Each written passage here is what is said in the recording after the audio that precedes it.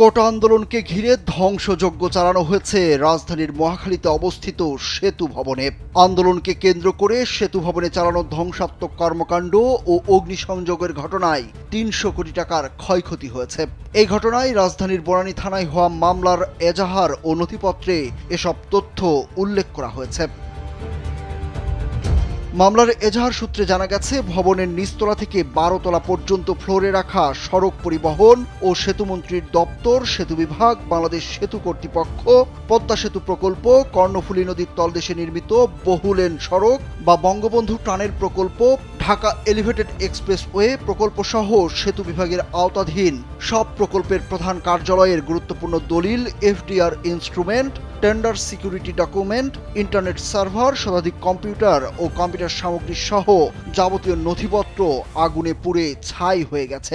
খামেরা তো দাগ হয় কিভাবে? এই যে ভাবি, দাগও যাবে রাগও যাবে, নিন চাকা সুপার হোয়াইট। এছাড়া সেতু ভবনের পার্কিংয়ে থাকা ৩টি জিপ, ৯টি পিকআপ, ৭টি মাইক্রোবাস, একটি মিনিবাস, 5টি মোটরসাইকেল ও একটি অ্যাম্বুলেন্স ভস্মীভূত হয়েছে। গত ২০ জুলাই বাংলাদেশ সেতু কর্তৃপক্ষের কেয়ারটেকার রবিউল ইসলাম সেতু ভবনে হামলা ও অগ্নিসংযোগের ঘটনায় বাদী হয়ে মামলা করেন।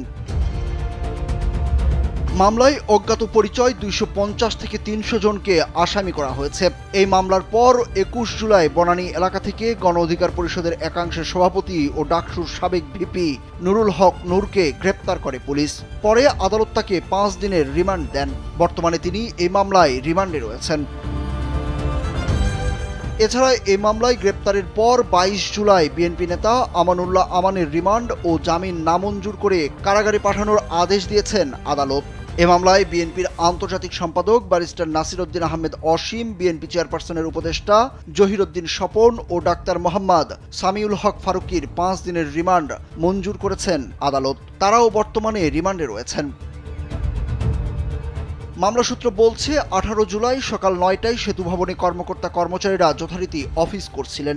বিকেল ৪টায় গ্রেপ্তারকৃত নুরুল হক নূরের নির্দেশে ও পৃষ্ঠপোষকতায় অজ্ঞাত পরিচয় ২৫০ থেকে ৩০০ আসামি দেশীয় অস্ত্রশস্ত্র, লাঠিসোঁটা ও ইটপাটকেল নিয়ে সেতু ভবনের সামনে এসে সরকার বিরোধী নানা স্লোগান দেয়। পরে তারা সেতু ভবনের সচিব সহ কর্মকর্তাদের পদ পদবি উল্লেখ করে খোঁজাখুঁজি করতে থাকে। তখন তারা হুমকি ও ত্রাস সৃষ্টির মাধ্যমে সেতু ভবন লক্ষ্য করে এলোপাতাড়ি ইটপাটকেল ছুটতে থাকে।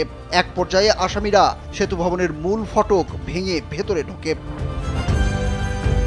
ভবনের নিচতলায় রাখা jeep, car, bus, minibus, microbus, pickup, motorcycle, CC camera, parking shed, canteen, গাড়ি চালকের কক্ষ, Ansar shed, Mujib corner, generator কক্ষ সহ মূল ভবন ভাঙচুর করে এবং অগ্নিসংযোগ ঘটায়। পরবর্তী সময়ে তারা নিচতলার আনসার শেড, ড্রাইভার শেড থেকে চেয়ার টেবিল সহ অন্যান্য আসবাবপত্র ও সেতু ভবনের ভেতরে ঢুকে নিচতলা থেকে ১১ তলা পর্যন্ত ভাঙচুর করে ব্যাপক ক্ষয়ক্ষতি করে। এ বিষয়ে ভিপি নূরের আইনজীবী হাবিবুর রহমান কালবেলাকে বলেন, নুরুল হক নূরের বিরুদ্ধে যে অভিযোগ আনা হয়েছে সেটি ভিত্তিহীন। তিনি এমন কোনো কর্মকাণ্ডের সঙ্গে জড়িত নন। তাকে ২ দিন আটক রাখার পর সাজানো মামলায় আসামি হিসেবে গ্রেপ্তার দেখানো হয়েছে। সুরুজ আহমেদ, কালবেলা।